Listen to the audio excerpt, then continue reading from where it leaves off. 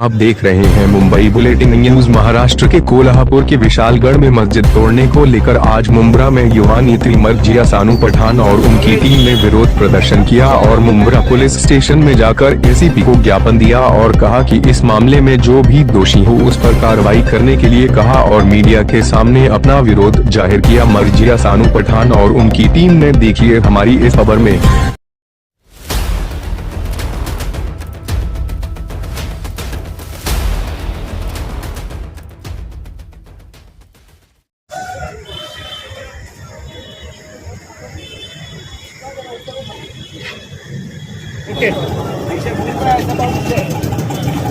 चलो भाई अभी बोला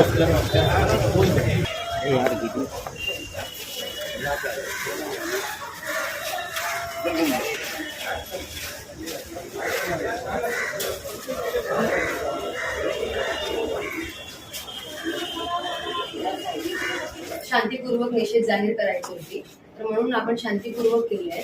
पण जे कोल्हापूरमध्ये विशालगड फोर्ट जवळ जे एन्क्रोचमेंटसाठी एवढं दंगसारखं सिच्युएशन झाली होती, त्याच्यासाठी आम्हाला हे तुम्हाला निवेदन द्यायचं होतं की त्या लोकांवर पहिला तर मकोका जाहीर व्हायला पाहिजे आणि त्याच्यानंतर IPC 153A ची पण धारा त्यांचे वर लागलीच पाहिजे, मला असं वाटतंय। हो, अँटी टेररिस्ट कायदा पण त्यांच्या मागे लागलाच पाहिजे, मला असं वाटतं। तर त्याचंच मला निवेदन द्यायचं होतं फक्त, की कारण महाराष्ट्राला असं दंगेसारखं आपल्याला माहोल क्रिएट नाही करायचंय।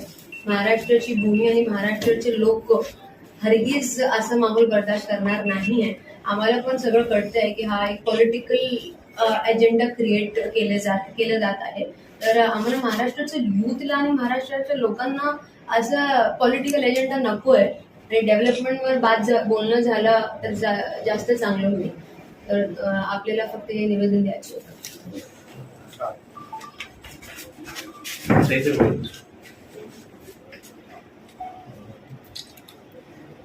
सर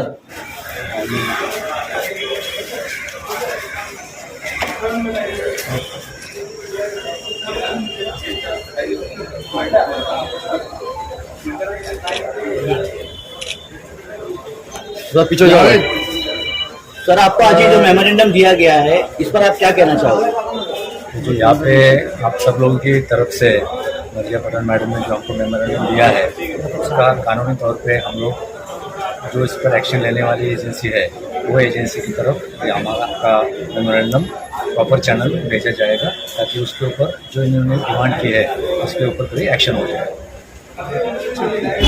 देखिए, आज बहुत बड़ा दिन है, मुहर्रम का दिन है, लोगों के रोजे हैं, तो इसलिए हम लोगों ने एक ऑर्गेनाइज्ड फॉर्म में मेमोरेंडम ACP सर को उनको दिया है, क्योंकि किसी को तकलीफ नहीं देनी थी। आज त्यौहार का दिन है, आज मुहर्रम है, तो पर जो कोल्हापुर में विशालगढ़ फोर्ट के पास जो हिंसा का प्रदर्शन हमको देखने को मिला है सोशल मीडिया और न्यूज चैनल्स के तहत, तो ये इतना हर्टिंग है, इतना ज्यादा बुरा है कि ये जानना जरूरी है कि हमारा देश कॉन्स्टिट्यूशन पे चलेगा कि लोगों की मनमानी पे चलेगा। देश में तो बहुत सारी चीजें गलत हो रही है, तो क्या सब लोग निकल पड़े तोड़फोड़ मचाने के लिए, गुंडागर्दी करने के लिए? शासन प्रशासन सरकार से मेरा ये क्वेश्चन है कि इतने लोग वहाँ पर पहुंचे कैसे, और इतने लोग वहाँ पर पहुंच के इतना हिंसा कैसे? वहाँ पे लोगों की दुकानें टूटी, वहाँ पर लोगों के मकानों पे कार्रवाई की गई, मस्जिदों पे चढ़ के तोड़ा गया। तो आप ये जानना है कि उन पे पहले तो एक्ट कौन से लगाए हैं आप, क्योंकि ऐसे तो कोई भी सरकार को सवाल करता है तो उन पे टेररिस्ट एक्ट लग जाते हैं, उनको टेररिस्ट घोषित कर दिया जाता है। और जो स्टेट की पीस को और जो स्टेट की जो एकता है उसको खराब करने की कोशिश कर रहे हैं, आप उन पे मकोका लगाएंगे ना? क्योंकि जो सरकार है उनका ये स्टेटमेंट है कि अगर वहाँ पे कोई इलीगल एनक्रोचमेंट है तो हम उस पर कार्रवाई करेंगे। अफकोर्स आपको करनी पड़ेगी, क्योंकि केस तो ऑलरेडी हाई कोर्ट में चल रहा है ना। जब हाई कोर्ट में विशालगढ़ के वहाँ का जो इलीगल एनक्रोचमेंट है उसका केस जब ऑलरेडी हाई कोर्ट में चल रहा है, और जो विशालगढ़ फोर्ट है ना वो आर्कियोलॉजिकल डिपार्टमेंट में ऑलरेडी है, तो ये सारी चीजें जब ऑलरेडी उस पे है तो डिपार्टमेंट का सारा रोल होता है वहाँ पे। लोगों को इतनी राइट कैसे मिल गई कि वो जाके सही और गलत का फैसला करे, लॉ अपने हाथ में ले? ये तो उनको कैसे, किसने राइट दे दिया ये उनको महाराष्ट्र में कि वो ये दंगे मचा सके? किसी के भी धार्मिक दल को, चाहे वो चर्च हो, मंदिर हो, मस्जिद हो, गुरुद्वारा हो, कुछ भी हो, आपका कोई राइट ही नहीं करके वहाँ पे कोई दंगे का या एक दूसरे में विवाद पैदा करने का कोई भी माहौल क्रिएट करे, उन पे एक्ट लगना चाहिए, मको का एक्ट लगना चाहिए उन पे।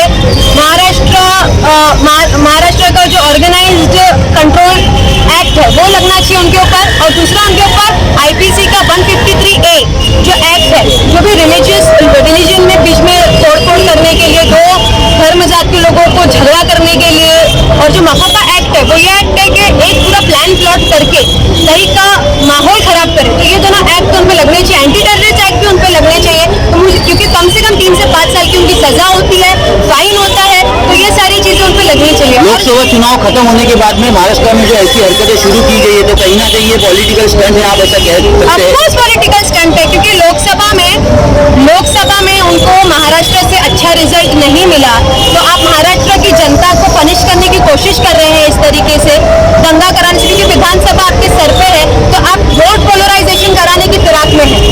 पर हमारा देश इस बुक से चलेगा जो डॉक्टर बाबा साहेब अम्बेडकर की मेहनत से लिखी गई है, जो हमारा संविधान है, कॉन्स्टिट्यूशन ऑफ इंडिया, इससे हमारा देश चलेगा। और जो इस बुक को मानते हैं, जो इस बुक पे चलते हैं, वो हमारे देश में, हमारे राष्ट्र महाराष्ट्र में ऐसे दंगे फसाद और ऐसे माहौल को बिल्कुल एनकरेज नहीं करते हैं और उसके खिलाफ ही है। कोई भी धार्मिक दल पे झगड़े करने का, कोई भी धार्मिक दल पे झगड़े फसाद करने का किसी का कोई भी हक नहीं। अगर उन लोगों को सजा नहीं दी गई तो आपका अगला कदम क्या होगा? जी, अगर उन लोगों को सजा नहीं दी गई तो आपका अगला कदम क्या होगा? हम जो महाराष्ट्र डीजी है, हम उनसे रिक्वेस्ट करते हैं, महाराष्ट्र सरकार से रिक्वेस्ट करते हैं कि ऐसी चीजें नहीं होनी चाहिए। अभी हमने यहाँ पर जो है सर को मेमोरेंडम दिया है, आगे भी हमको अगर महाराष्ट्र की बड़ी काउंसिल के पास भी जाना पड़े तो हम उस पर जाएंगे, क्योंकि ऐसा एनवायरमेंट महाराष्ट्र में हम नहीं चाहते हैं। और हम लोग डिमांड करते हैं कि संभाजी राजे जो सर है, जिनके नेतृत्व में वो आंदोलन निकला था, उनको अरेस्ट होना मेरे ख्याल से जरूरी है, क्योंकि वो अब तो बैक ऑफ कर रहे हैं कि हमारा कोई लेना देना नहीं है वायलेंस में, बट आपके ही नाम पे इतने सारे लोग वहाँ पर पहुँच गए और आंदोलन के नाम पे उन लोगों ने ऑलमोस्ट दंगे क्रिएट कर दिए, देश में नफरती माहौल तैयार करने की कोशिश की। तो I think he should be into the past. हमारी और एक डिमांड है महाराष्ट्र सरकार से कि ये जितने लोग वहाँ पर गए थे, तो इनके ऊपर, इनके घरों पर बुलडोजर कब चलेगा? जब मुसलमान के कुछ होता है, कुछ छोटी सी भी चीज होती है, तो उनके घरों पर डायरेक्ट बुलडोजर चलाया जाता है। तो हमको अभी ये देखना है कि इनके ये जितने मस्जिदों पर हमला किया और वहाँ पर इलीगल और जो कोर्ट में मैटर चालू है, उसको उनको हक किसी ने नहीं दिया कि वो वहाँ जाकर कोर्ट के मैटर को अपने हाथ में ले। प्रशासन वहाँ पर बैठा है, प्रशासन की जिम्मेदारी में चलता है नेतृत्व में। हमको अब ये देखना है कि उनके घरों पर बुलडोजर कब चलते हैं। प्रशासन और सरकार सो रही है उनके, मुझे हंसी आती है, ये सब मैटर देख के हंसी आती है। प्रशासन और सरकार सोती है, बाद में फिर सरकार सिर्फ एक स्टेटमेंट दे देती है कि इलीगल एनक्रोचमेंट पे कार्रवाई करेंगे। ठीक है, इलीगल एनक्रोचमेंट पे आप कार्रवाई करेंगे, इलीगल बनता भी बिना सरकार और बिना डिपार्टमेंट के सपोर्ट से नहीं बनता है। सपोर्ट सरकार और अधिकारी और सबको जाता है, तभी कोई चीजें इलीगल बन पाती है।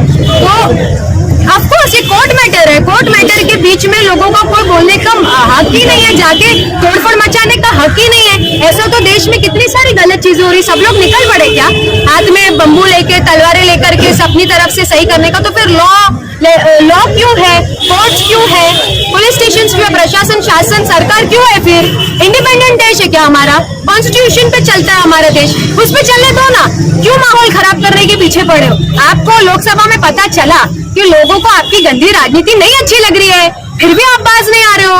लोगों को आपका गंदी राजनीति नहीं अच्छी लग रही है, उनको डेवलपमेंट और ये सारी चीजें चाहिए, फिर भी आप बाज नहीं आ रहे हो।